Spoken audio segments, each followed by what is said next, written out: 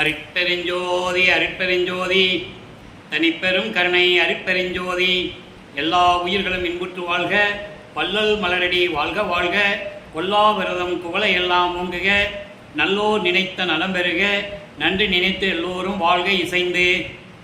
உலக மக்களே, அறிவார்ந்த அன்பர்களே, ஆன்மநேய ஒருமைப்பாடுடைய அன்பர்களே, அருட்பெருஞ்சோதி ஆண்டவருடைய திருவிளையாடல்களையும் வல்லற்பமானவர்கள் ஏன் இந்த பூலோகத்திற்கு வருவிக்கப்பட்டார் என்ற விளக்கங்களையும், தன் அருளால் பெற்றெடுத்த ஆண்மகனை ஒரு தாயின் கருவறையிலே இருக்க வைத்து ஏன் பூலோகத்திற்கு வருவிக்க செய்தார் அருட்பெருஞ்சோதி ஆண்டவர் என்ற நிலைகளையும் திருவருட்பாவின் பாடலின் மூலமாக நாம் பார்த்து கொண்டிருக்கிறோம். ஏனென்றால் இந்த பிரபஞ்சம் தோன்றிய காலத்திலிருந்தே 4 யுகங்களிலுமே, கிரேத யுகம், திரேத யுகம், துவாபர யுகம், கலியுகம், இந்த 4 யுகங்களிலுமே தோன்றிய சமயங்களும் மதங்களும் மார்க்கங்களும் அழிந்து விட்டது. ஒவ்வொரு யுகங்கள் அழியும் போது அந்த யுகத்தில் தோன்றிய சமயங்களும் மதங்களும் மார்க்கங்களும் அழிந்துவிடும். அந்த யுகத்தில் தோன்றிய அவதார புருஷர்கள், உதாரணத்திற்கு திருமாலை எடுத்துக்கொண்டால் அவனுக்கு 10 அவதாரம் உண்டு. ஒரு அவதாரம் எடுக்கும்போது பிறக்க வேண்டும் ஒரு யுகத்திலே. ஒரு யுகத்திலே, கிரேத யுகத்திலே 6 அவதாரங்கள் ஏற்கனவே நான் கூறியிருக்கிறேன். மச்ச, கூர்ம, வராக, வாமன, நரசிம்ம, பரசுராம. அப்போது ஒரு யுகத்திலே 6 அவதாரங்கள் எடுத்தாலும் கூட ஒரு அவதாரம் எடுத்து அந்த அவதாரம் முடியும் போது இறக்க வேண்டும், திரும்பி பிறக்க வேண்டும். இப்படி ஒவ்வொரு யுகங்களுக்கும் அவதார புருஷர்கள் உண்டு. அவர்கள் உருவாக்கிய சமயங்களும் மதங்களும் மார்க்கங்களும் அந்த யுகங்கள் அழிந்தவுடனே அழிந்துவிடும். இந்த பிரபஞ்சத்தின் உண்மையை வள்ளற்பெருமான் ஒருவர் தான் திருவருட்பாவிலே அருளி இருக்கிறார்கள் என்பதை நான் பதிவு செய்ய கடமைப்பட்டிருக்கிறேன். ஆக இந்த வகையிலே அருட்பெருஞ்சாண்டவர் தன் மகனை ஏன் வருவிக்க செய்தார் என்றால், 4 யுகங்கள் அழிந்தும் கூட தற்போது வாழ்ந்து கொண்டிருக்கிற மக்கள் கூட இந்த சமயங்களையும் மதங்களையும் மார்க்கங்களையும் பின்பற்றி கொண்டு வேறுபாடு நிலைகளை சுமந்து கொண்டு மாறுபட்ட கருத்துக்களை ஏற்றுக்கொண்டு வாழ்ந்து கொண்டிருக்கிறார்கள். இதனால் துன்பங்களையும் துயரங்களையும் அடைந்து கொண்டிருக்கிறார்கள். இந்த நிலை மாற வேண்டும் என்பதற்காக அழிந்து போன மார்க்கங்களையும் சமயங்களையும் மதங்களையும் மக்கள் பின்பற்றி கொண்டிருக்கிறார்களே என்பதற்காக சுத்த சன்மார்க்கத்தை உருவாக்கி, அருட்பெருஞ்சோதி ஆண்டவர் சுத்த சன்மார்க்கத்தை உருவாக்கி அதை தன் மகன் கையில் கொடுத்து இந்த பிரபஞ்சத்தில் இருக்கின்ற அத்தனை மனிதர்களையும் எல்லா உலகங்களையும் சுத்த சன்மார்க்கத்தில் இணைக்க வேண்டும் என்பதற்காக தனது மகனை ஒரு தாயின் கருவறையிலே இருக்க வைத்து வருவிக்க செய்தார் என்பதை நாம் பார்த்து கொண்டிருக்கிறோம். அந்த வகையிலே அருட்பெருஞ்சாண்டவருடைய திருவிளையாடல் தொடங்கியது 1/1/1823 ஆண்டு திருவிளையாடல் தொடங்குது. 30/1/1874 இரவு 12 மணி வரையிலும் 51 ஆண்டுகள் அருட்பெருஞ்சாண்டவர் எப்படி திருவிளையாடல்கள் செய்து கொண்டிருந்தார், தன் மகனை எப்படியெல்லாம் சூழ்நிலைகளில் இருக்க வைத்தார் என்பதை தான் இங்கே நம்ம பார்த்து கொண்டிருக்கிறோம். அந்த வகையிலே நமது பிள்ளை பெருமான் அவர்கள் வருவிக்க உற்ற இடம் சிதம்பரம் அருகிலே மருதூர் என்ற கிராமத்திலே வசித்து கொண்டிருந்த ராமையா பிள்ளை சின்னியம்மருடைய இல்லற வாழ்க்கையில் 5/10/1823 ஆண்டு இந்த பூலோகத்திற்கு வருவிக்க உற்றார். சரியாக சொல்ல வேண்டுமென்றால் உபசாரத்தால் பெற்ற தாய் என்பால் ஒருத்தி என்று சொல்லுவார். உபசாரத்தால் பெற்ற தாய் என்பது அவர்கள் பெற்றுக் கொடுப்பது அவர்களுடைய கடமை. இறைவனுடைய திருவிளையாடல் அங்கே நடக்குது, அவங்களுக்கே தெரியாது. இல்லற வாழ்க்கையில் பிறந்த குழந்தை மாதிரி நினச்சிக்கிட்டு இருக்காங்க, அதுதான் உண்மை. அப்போது அப்படி வருவிக்க விட்ட இடம் சரியாக சொல்ல வேண்டும் என்றால் அந்த தாயின் கருவறையிலே 9 மாதங்கள் 4 நாட்கள் நம்ம பிள்ளை பெருமானவர்கள் அங்கே இருக்கிறார்கள். அப்போது அந்த தாயின் கருவறையிலே இருக்கும்போது என்ன திருவிளையாடல் நடந்தது என்பதை பார்த்தோம். 51 ஆண்டுகளை 8 ஆண்டுகளாக பிரிக்கும் போது ஒவ்வொரு 8 ஆண்டுகளிலும் நமது பிள்ளை பெருமானவர்களுடைய நிலை என்ன, எப்படி இருந்தார், அதை உலக மக்களுக்கு கண்டிப்பாக சொல்லி ஆகணும். காரணம், அவர் வருவிக்க விட்டு 203 ஆண்டுகள் ஆகியும் கூட வள்ளற்பெருமானுடைய நிலையை யாரும் மக்களுக்கு எடுத்து கூறியதில்லை. அதுதான் உண்மை.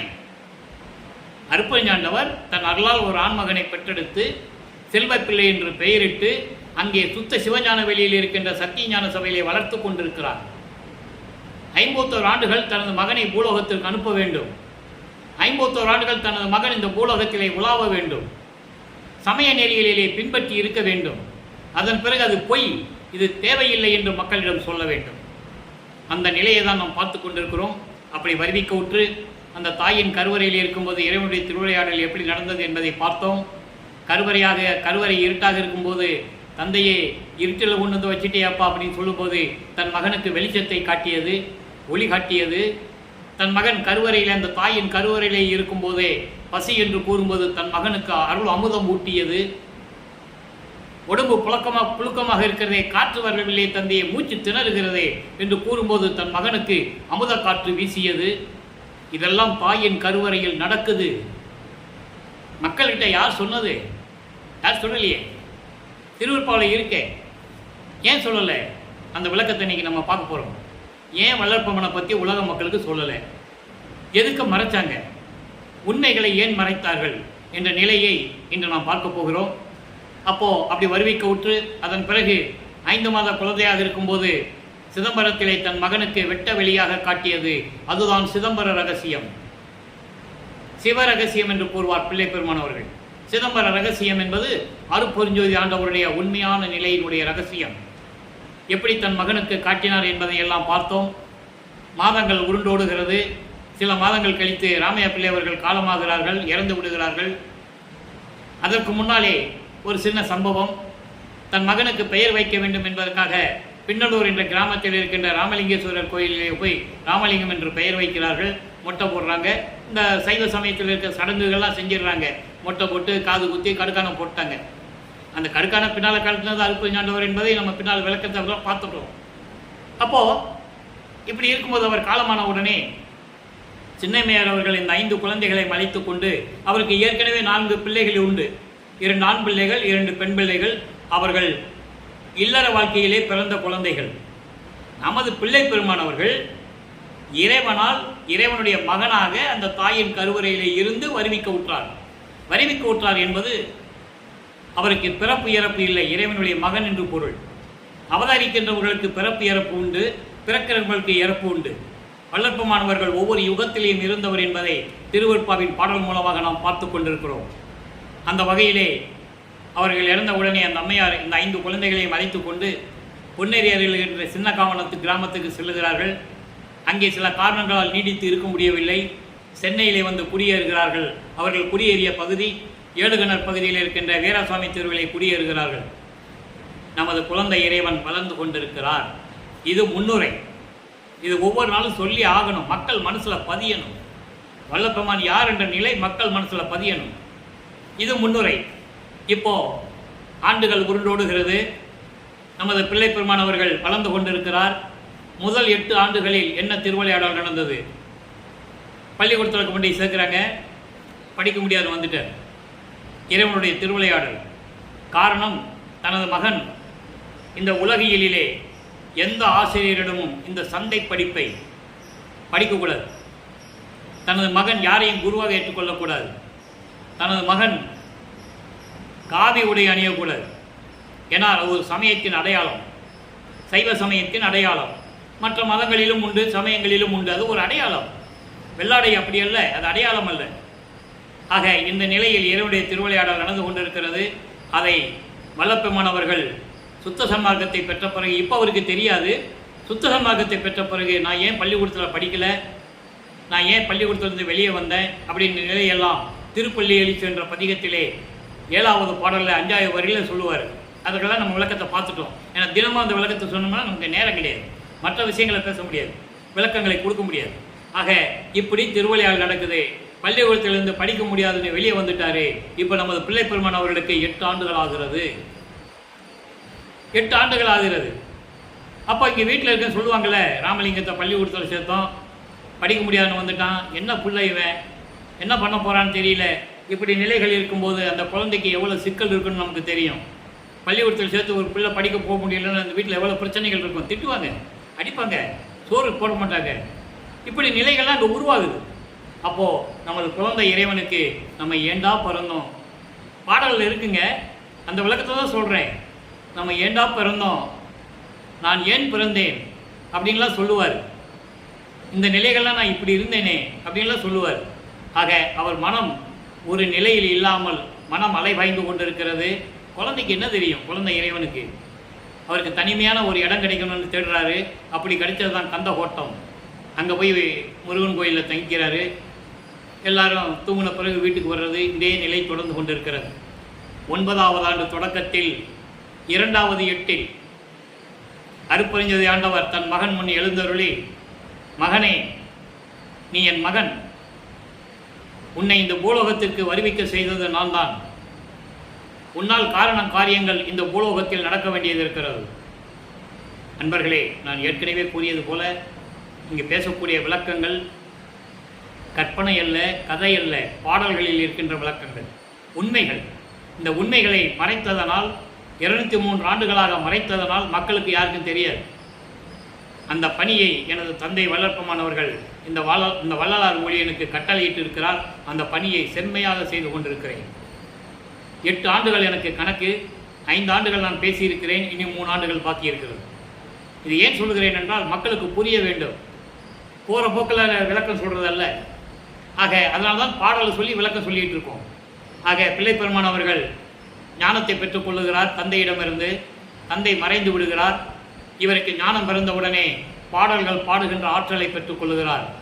இப்போ அருட்பெருஞ்சோதி ஆண்டவர் தான் இறைவன், அதான் அவர் தான் அவருடைய தந்தைன்னு தெரியாது. அதுக்கப்புறம் சுத்த சன்மார்க்கம் இருக்கிறது தெரியாது.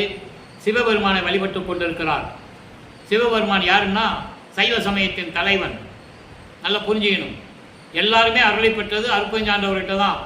பிரம்மன், திருமால், ருத்திரன், மகேஸ்வரன், சதாசிவம், இந்திரன் யாராக இருந்தாலும் சரி, அந்த உண்மையான பிரபஞ்சத்தின் உண்மையை மறைத்து விட்டார்கள். அதை நம்ம பார்த்துட்டு இருக்கோம். அப்போ சைவ சமயத்தின் தலைவனை ஏற்றுக்கொண்டு சைவ சமயத்தின் அடையாளம் திருநீர் பூசிக்கிறது, உத்தராட்சமணியை மாட்டிக்கிறது. இந்த நிலையில் நமச்சிவாயா, சிவாய நமா, ஓம் சிவாயா, சிவசிவாய் என்ற மந்திரங்களை சொல்லி சிவபெருமானை வழிபட்டு கொண்டிருக்கிறார். 1ஆம் திருமுறை உருவாகிறது. 8 பதியங்கள், 712 பாடல்கள். இதுவரை சிவனே சிவென்பா, வடிவுடை மாணிக்க மாலை, திருவருள் முறையீடு பதியல்கிற பாடல்களை எல்லாம் பார்த்து விட்டோம். மகாதேவ மாலை பாடலுடைய விளக்கங்களை நாம் பார்த்து கொண்டிருக்கிறோம். சிவபெருமானை எப்படி வழிபடுகிறார், சிவபெருமானை எப்படிப்பட்டவர், 100 பாடல்கள் உண்டு. இன்று 6வது பாடல். நல்லா கவனிக்கணும். சைவ சமயத்தில் இருக்கும்போது சிவபெருமான் எப்படிப்பட்டவர் என்று சொல்லுவார். ஆனால் சிவபெருமானை பார்த்ததில்லை. இறுதியாக 3வது எட்டில் வரும்போது தான் சிவபெருமான் இவரை பார்த்து தெருவழியாக ஓடுவார். சிவபெருமான் ஓடுவார் இவருக்கு பயந்துக்கிட்டு. அதெல்லாம் பாடலில் இருக்குது. அது நம்ம அடிக்கடி விளக்கம் நம்ம சொல்லிக்கிட்டு இருக்கோம். முழுசாக பார்க்கணுன்னா இந்த 2 எட்டு முடியணும். 16 ஆண்டுகள் முடிஞ்ச உடனே அடுத்த பதியத்துக்கு அதுக்கு தான் வரப்போகிறோம். இப்போது சிவபெருமான் எப்படிப்பட்டவர்னு சொல்கிறார். கவனிங்க. ஏன்னா இதுக்கே மறுபடியும் சொல்கிறேன், நான் கவனமாக இருக்க பாருங்கள், கவனிங்கன்னு. சுத்த சன்மார்க்கத்தை பெற்ற பிறகு அருட்பெருஞ்சாண்டவர் எப்படி சொல்லுவார் அப்படின்னு நம்ம பார்க்கணும். பரமாகி, சூக்குமமாய் கூலமாகி, பரமார்த்த நிலையாகி, பதத்தின் மேலாம் சிரமாகி, திருவருளாம் வெளியாய், ஆன்ம சிற்சக்தியாய், பறையின் செம்மையாகி, தரமாகி, தற்போத நிவர்த்தியாகி, சிவமாகி, சிவானுபவ செல்வமாகி, அறமாகி, ஆனந்த போதமாகி, ஆனந்த கீதமாய் அமைந்த தேவி. சிவபெருமான் சொல்றார் எப்படிப்பட்டவர். பரமாகி, சூக்கமாய், தூளமாகி என்பது 3 தேகத்தை சொல்லுகிறார். மனிதர்களுக்கு சூக்கும தேகம், தூள தேகம், காரண தேகம் உண்டு. இந்த 3 தேகத்தையும் கொடுத்தவன் இறைவன். அதை சிவபெருமான் சொல்றார். சுத்த சன்மார்க்கத்தை வரும்போது அருட்பெருஞ்சாண்டவன் சொல்லுவார். சிவபெருமான் டாபிக்கே வராது. அப்போ இந்த 3 தேகங்களை உடைய இறைவன். இந்த 3 தேகங்களை இங்கே சூழ தேகம், சூக்கும தேகம், காரண தேகம்னு சொல்றாரு இல்லையா? ஆனால் சுத்த சன்மார்க்கத்தை பெற்ற பிறகு அங்கே எப்படி வரும்? சுத்த தேகம், புரோண தேகம், ஞான தேகம். இதுதான் வித்தியாசம். அதனால இந்த 3 தேகங்களை உடைய இறைவன் பரமாந்த நிலையாகி மேலான அருளை நிலைகளோடு இருக்கின்ற இறைவன், எல்லா வெளிகளுக்கும் மேலான சிரமாகி, மேலான முறையில், எல்லாமே மேலான முறையில் இருக்கின்ற இறைவன், திருவருளாம் வெளியாக இருக்கின்ற இறைவன், ஆன்ம சித்தியாய், ஞான சக்தியாக இருக்கின்ற இறைவன். அப்படிப்பட்ட இறைவன் பறையின் செம்மையாகி, சக்தி நிலைகளின் ஆற்றலாக, சக்தி சிவம் என்று சொல்லுவார்கள். சக்தி சிவம் என்று சொல்லுவார்கள். இப்போ இந்த எல்லா நிலைகளுக்கும் ஆற்றலாகி, எல்லா நிலைகளுக்கும் ஆற்றலாகி, நித்தியமாகி, திறமாகி என்பது நித்தியமாகி, அழிவில்லாதவனாகி, தற்போத நிவர்த்தியாகி, நான் எனது என்ற பேதம் இல்லாமல், நான் எனது என்ற பேதம் இல்லாமல் அந்த வேறுபாட்டை நீக்கி சிவமாகி சிவானுபவ செல்வமாகி அறமாகி. அறமாகி என்பது மலங்கள் நீங்கிய இறைவன், பாசங்களை அறுத்த இறைவன், பாசங்களை நீக்கிய இறைவன், உலக விடயங்களை மண்ணாசை பெண்ணாசை பொன்னாசை விட்டு நீக்கிய இறைவன். இப்படி நிலைகள் இருக்கின்ற இறைவன். அந்த இறைவன் யார்? ஆனந்த கீதமாய் பேரின்பமாக இருக்கின்ற இறைவன் தேவே சிவபெருமானே என்று கூறுகிறார். ஆக பிள்ளைப்பெருமான் அவர்கள் 9வது ஆண்டிலிருந்து 12 ஆண்டுகளுக்குள் இருக்கும்போது உருவான மகாதேவனுடைய பாடலுடைய விளக்கங்களை பார்த்து கொண்டிருக்கிறோம். சிவபெருமானை வழிபட்டு கொண்டிருக்கிறார். அப்படிதான் அவர் இருக்கணும். காலத்தின் கட்டாயம், வேற வழியே கிடையாது. ஆக அப்படி இருக்கும்போது 2ஆம் திருமுறை எப்படி உருவாச்சு? 13வது ஆண்டில் நமது பிள்ளைப்பெருமான் அவர்கள் திருவொற்றியூருக்கு போக வேண்டும் என்று நினைக்கிறார். காரணம், இறைவனுடைய திருவிளையாடல் அங்கே அப்படியே தொடர்கிறது. தொடரும்போது இவர் திருவொற்றியூருக்கு செல்லுகிறார். தியாகராஜ பெருமானை வழிபடுகிறார். 2ஆம் திருமுறை உருவாகிறது. 113 பதியங்கள், 1207 பாடல்கள். ஒவ்வொரு பதியமாக பார்த்துட்டு வரோம். இது வரைக்கும் 40 பதியங்களை நம்ம பார்த்துருக்கோம். அங்கே போய் தியாகராஜ பெருமானை பாடுவார், எந்த விதமான பலனும் இல்லை. ஆண்டுகள் உருண்டோடுகிறது. இத்தனை வருஷமாக நம்ம இங்கே இருக்கிறோம், எந்த விதமான பலனும் இல்லை. உடனே திருமலை வயலுக்கு போகிற அங்கே இருக்கிற சிவபெருமான் பேர் மாசிலாமணி, மாசிலாமணி மாசிலாமணி பாடுவார், எந்த பிரயோஜனமும் இல்லை.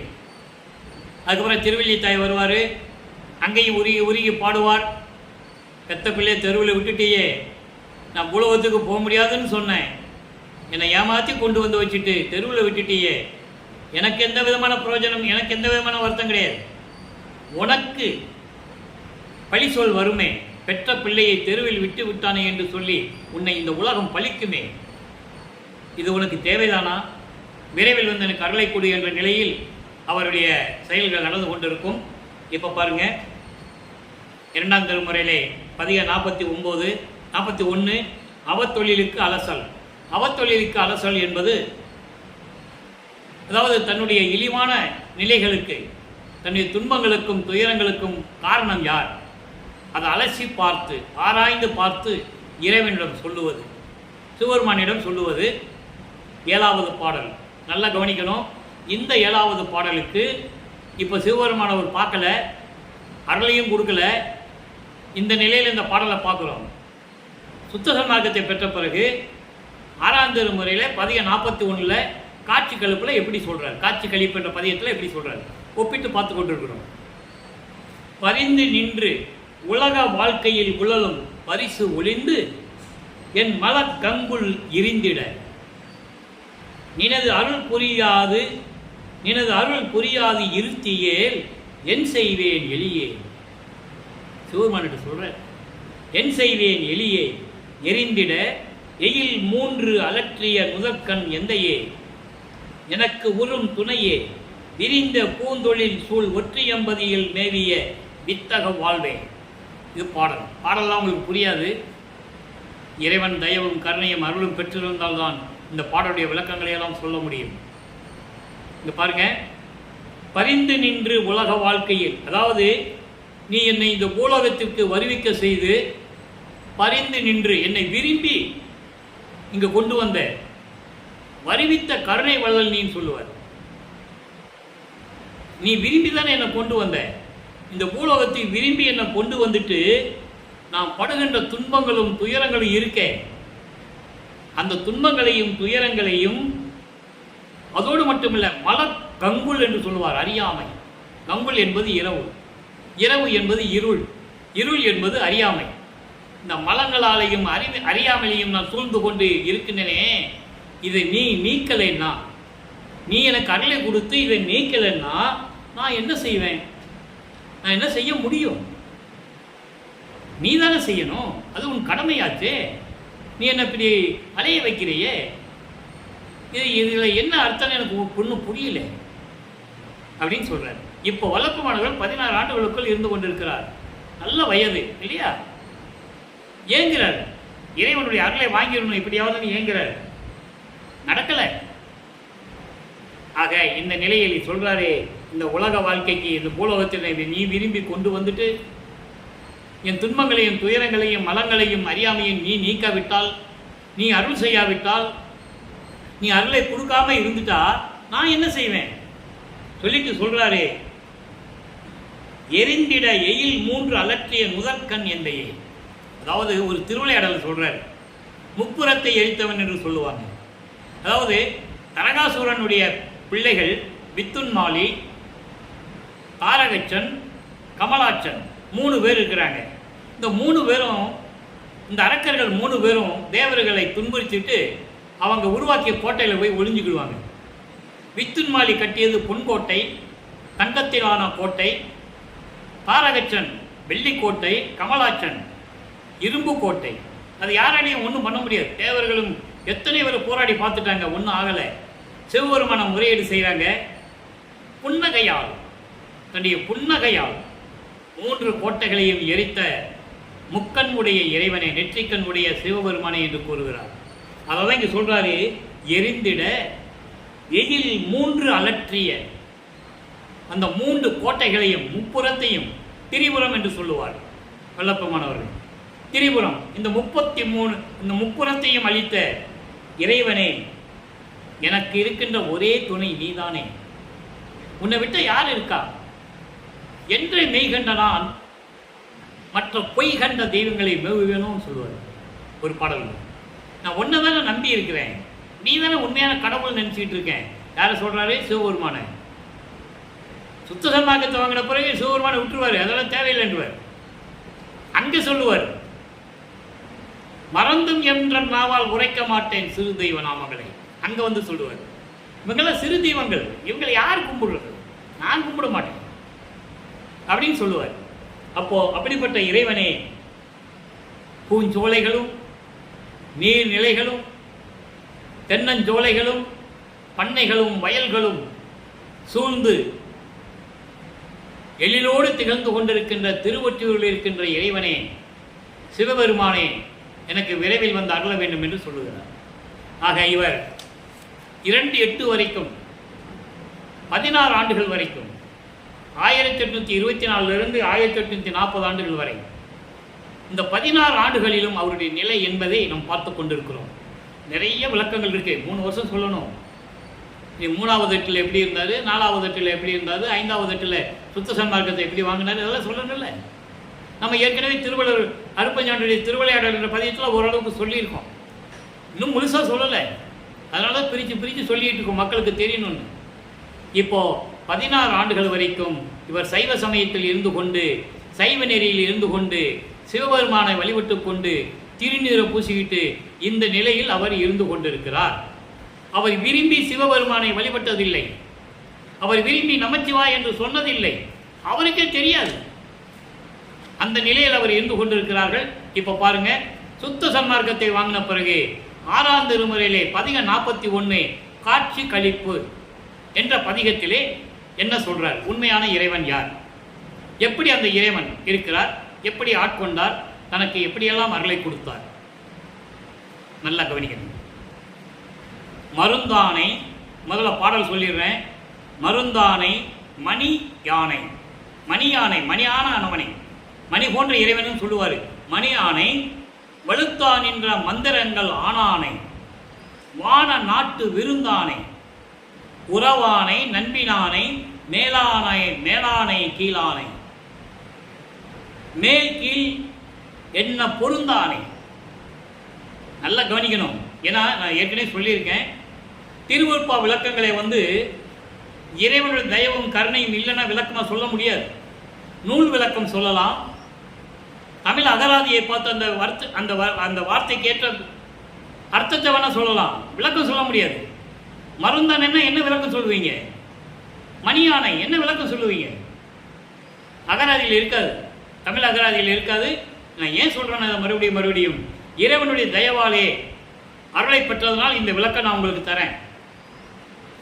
என் உயிரில் பொருந்தினானை, பொன்னானை, பொருளானை, பொதுவாய் எங்கும் இருந்தானை, இருப்பினானை, இருக்கின்றானை, எம்மானை கண்டு கழித்திருக்கின்றேனே.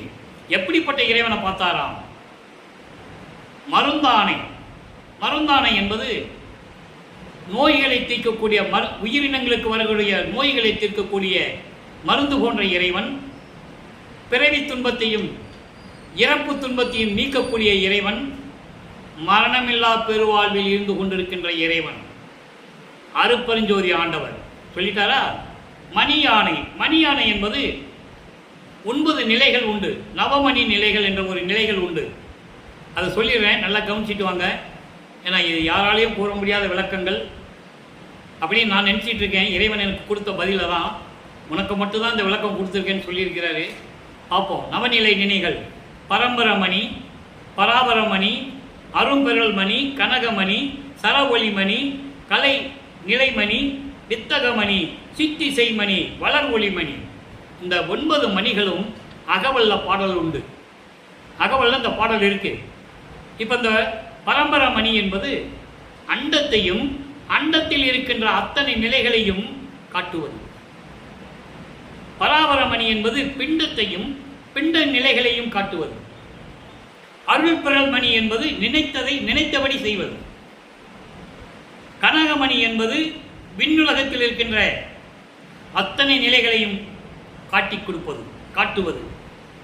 சர ஒளி மணி மண்ணுலகம், மண்ணுலகத்தையும் மண்ணுலகத்தில் இருக்கின்ற அசையும் அசையா பொருள்களையும், சர அசர என்று கூறுவார், உயிரினங்களையும் அசையக்கூடிய பொருள்களையும் அசையா பொருள்களையும் காட்டுவது. கலைநிலை மணி என்பது எல்லா உலகத்துக்கும் செல்லக்கூடிய அருளை கொடுப்பது. அந்த நிலையில் இருக்கின்ற இறைவன். அது பெற்றவர் ஒருவர் தான் நமது பிள்ளை பெருமானவர்கள், வல்லற்பமானவர்கள் என்பதை நான் பதிவு செய்ய கடமைப்பட்டிருக்கிறேன். ஆக வித்தகமணி என்பது அதான் சர அசர வஸ்துகளிடம் மெய்யறிவு உள்ளவது. சித்தி செய்மணி என்பது மகா சித்திகளை செய்து காட்டுவது. வளர் ஒளி மணி என்பது அழியாத பெருவாழ்வு, மரணமில்லா பெருவாழ்வு. இப்படி 9 நவநிலைகளில் இருக்கின்ற இறைவன். அதான் மணியானை என்று சொல்லுகிறார். வலுத்தா நின்ற மந்திரங்களானானை. அதாவது மற்ற சமயங்களிலும் மதங்களிலும் மார்க்கங்களிலும் மந்திரங்களை சொல்லி சமயத் தலைவர்களை எல்லாம் வணங்குவார்கள். இதற்கு அப்படியல்ல, ஒரே மந்திரம், மகா மந்திரம். அருட்பெருஞ்சோதி அருட்பெருஞ்சோதி தனிப்பெருங்கருணை அருட்பெருஞ்சோதி. அந்த மந்திரங்களில் இருக்கின்ற இறைவன் வான நாட்டு விருந்தானை. விருந்தானை என்ன அர்த்தம்? விருந்தாளி. விருந்தாளினா என்ன அர்த்தம்? அவர் அடிக்கடி பார்க்க முடியாது, வீட்டுக்கு வந்தால் தான் விருந்தாளி. அப்போ விண்ணுலகத்தார் தேவர்கள் எல்லாம் காண முடியாத இறைவன், அவர்களுக்கெல்லாம் விருந்தாளி போல இருக்கின்ற இறைவன். விருந்தாளினா எப்பயாவது ஒரு தடவை வீட்டுக்கு வருவாங்க இல்லையா? என்ன அழகா சொல்றாரு பாருங்க. வான நாட்டு விருந்தானை. தேவர்களுக்கெல்லாம், விண்ணுலகத்தில் இருக்கின்ற தேவர்கள், சித்தர்கள், முனிவர்கள், ரிஷிகள், யாராக இருந்தாலும் சரி, அவர்களுக்கெல்லாம் விருந்தாளி போன்று இருக்கின்ற இறைவன், காண முடியாத இறைவன், யாரும் பார்க்க முடியாத இறைவன். உறவானை, எனக்கு உறவானவனை, எனக்கு நண்பனானவனை, மேலானை கீழானை. விண்ணுலகத்திற்கும் மண்ணுலகத்திற்கும் ஆதிக்கம் செய்து கொண்டிருக்கின்ற இறைவன், மேல் கீழ் என்னை பொருந்தானை. அதாவது தேவர்களும் முனிவர்களும் யாரும் பொருந்தாத இறைவன். மூவரும் தேவரும் முத்தரும் சித்தரும் யாவரும் பெற்றிடாயியல் எனக்கு அளித்தனை. அகவல்ல உண்டு. அதான் இங்க சொல்றாரு, மேல் கீழ் என்ன பொருந்தானை. யாருக்கும் கிடைக்காத இறைவன் எனக்கு கிடைத்து விட்டார். என் உயிரில் பொருந்தினானை. என் உயிரில் பொருந்திய இறைவன் பொன்னானை. பொன் போன்ற இறைவன், பொன் போன்ற இறைவன். ஒளி தேகம், தக தக தக என்று மின்னிக் கொண்டிருக்கின்ற தேகம். பொன் போன்ற இறைவனை, பொருளானை, இயற்கை உண்மை விளக்க கடவுளாகிய அருட்பெருஞ்சோதி ஆண்டவரை, பொதுவாய் எங்கும் இருந்தானை, எல்லா உலகங்களிலும் இருக்கின்ற இறைவன். அப்படிப்பட்ட இறைவனை, இருப்பானை, இருக்கின்றவனை, இருந்து கொண்டிருக்கின்றவனை, எம்மானை கண்டு கழித்திருக்கின்றேனே என்று சொல்றார். அப்படிப்பட்ட இறைவனை நான் கண்டு மகிழ்ந்திருக்கின்றேனே அப்படின்னு சொல்றார். எல்லா அருள்களையும் பெற்றுக்கொண்ட இறைவன். இப்போ சுத்த சன்மார்க்கத்தின் தலைவன் அருட்பெருஞ்சோதி ஆண்டவர். உண்மையான கடவுள் அருட்பெருஞ்சாண்டவர் சொல்லிட்டாரு. இங்க சிவபெருமான் வருதா? சைவ சமயம் வருதா? வராது. காரணம், சமயங்களும் மதங்களும் மார்க்கங்களும் ஒளிந்து விட்டது, அழிந்து விட்டது, சாம்பலாகி விட்டது. இப்படியெல்லாம் சொல்லுவார், பாடல் உண்டு, யாரும் மறுக்க முடியாது. அப்போ தன் மகனை 51 ஆண்டுகள் இந்த பூலோகத்திலே மக்களோடு மக்களாக உலாவ விட்டு, சமய நெறிகளும் மத நெறிகளும் மார்க்கங்களுடைய நெறிகளும் மக்களுக்கு தேவையில்லை, அதெல்லாம் பொய் என்று கூறுகிறார். ஞானசரியிலே ஒரு பாடலிலே உண்டு. பொறித்த மதம் சமயமெல்லாம் பொய் பொய்யே, அவற்றில் புகுதாதி, சிவம் ஒன்றே பொருள் எனக் கண்டறிவேன். சிவம் என்பது அருட்பெருஞ்சோதி. சிவன் வேறு, சிவம் வேறு. சிவன் சைவ சமயத்தின் தலைவன், சிவம் அருட்பெருஞ்சோதி ஆண்டவர். இந்த விளக்கமே மக்களுக்கு இன்னும் யாருக்கு தெளிவாக புரியல. அப்படிப்பட்ட இறைவன் தன் மகனை உலாவ விட்டு 51 ஆண்டுகள் கழித்து தன் மகனை தன்னோடு இணைத்து கொண்டு 5 தொழில்களையும் கொடுத்து இந்த பிரபஞ்சத்தை இயக்க வைத்துக் கொண்டிருக்கிறார்.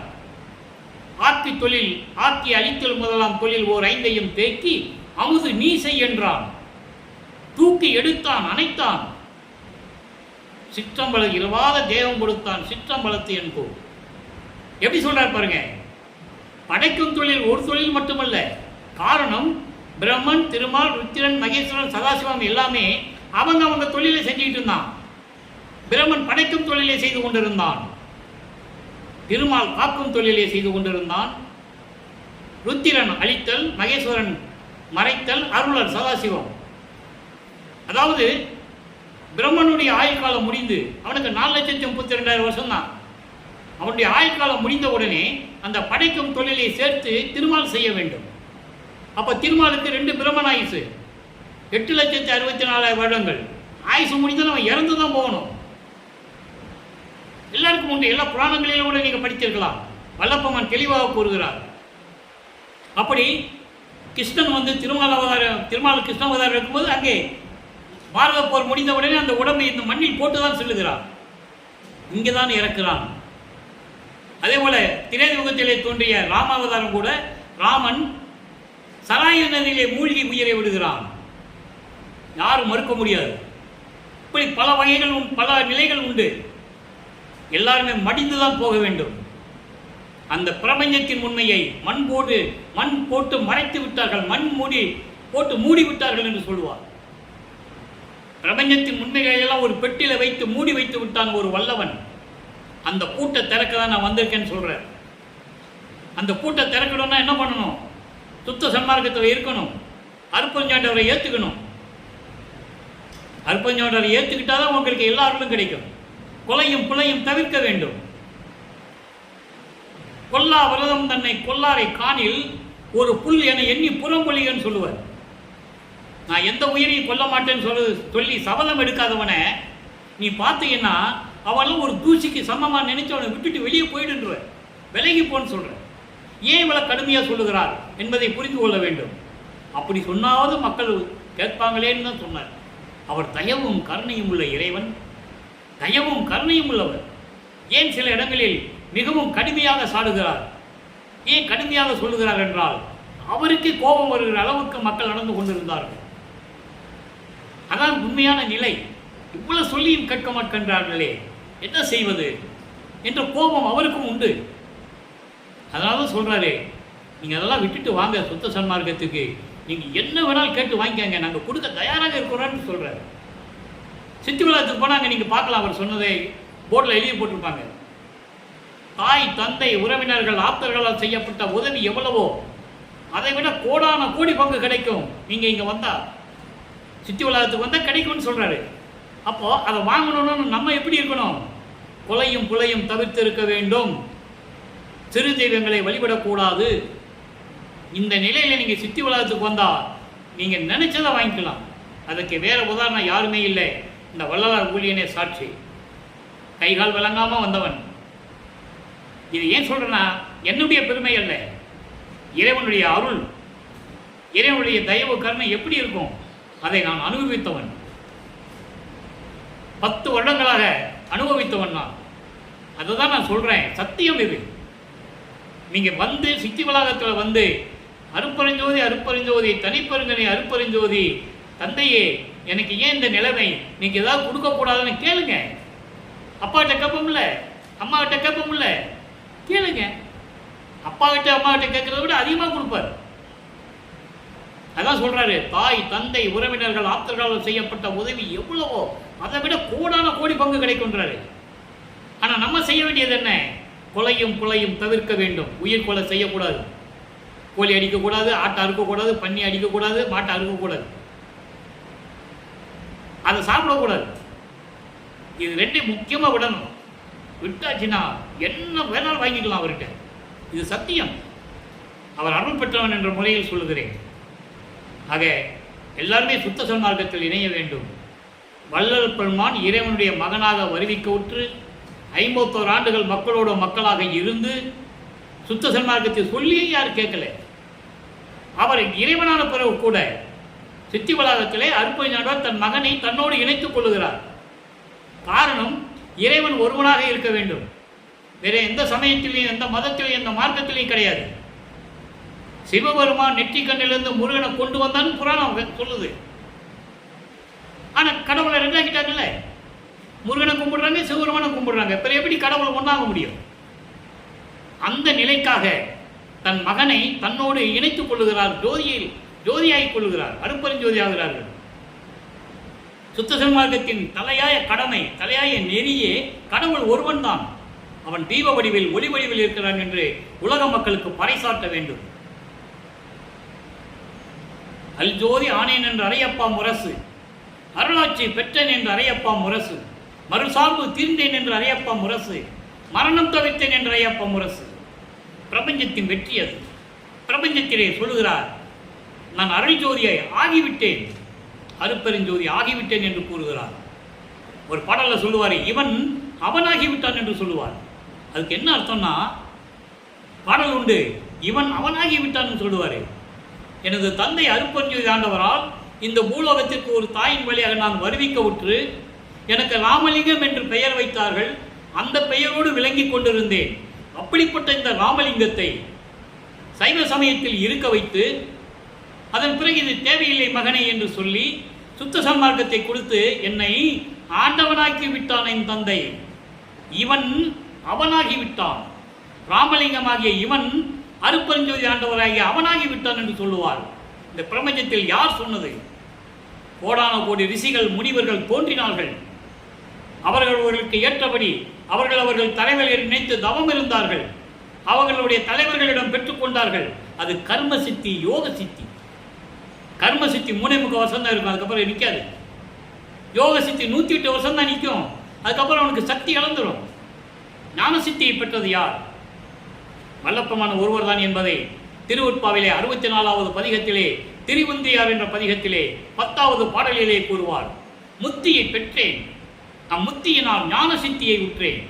நான் அது ஏன் சொல்றாருன்னா, முத்தியை பெற்றேன் ஏன் சொன்னார்னா, நான் சமய நெறிகளில் இருக்கும்போது என்னை அறியாமலேயே சரியை கிரியை யோகம் என்ற 12 நிலைகள் நான் இருந்து கொண்டிருக்கும் போதே எனக்கு தெரிந்து விட்டது, முத்திக்கு அப்புறம் சித்தின்னு ஒரு நிலை இருக்கு.